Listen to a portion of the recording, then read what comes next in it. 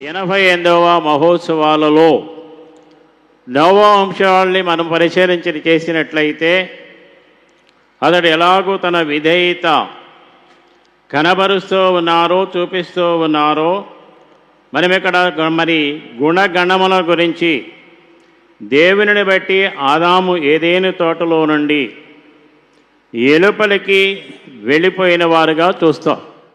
దేవునితో నడిచిన వారు, దేవుని ఆజ్ఞకు లోబడిన వారు, ఆయన మరణము లేకుండా దేవుని పట్టి దేవునితో నడుస్తూ ఆయన లేకపోయిన ఆదికాండములో 5వ అధ్యాయము మనము చూస్తాము. కానీ నోవహు జల ప్రళయములో నుండి తప్పించబడి ఓడలోనికి వెళ్ళిన వారై ఉన్నారు. అనగా దేవుని మార్గములో నడిచినందువలన నోవహు ఎలాగైతే లోకంలో ఉండారు.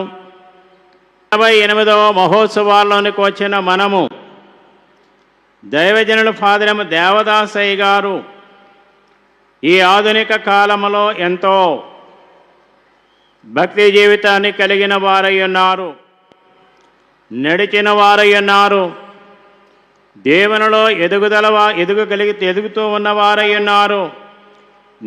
దేవుని ఎదుట నీతిమంతులైన వారైగా కూడా ఉన్నారు.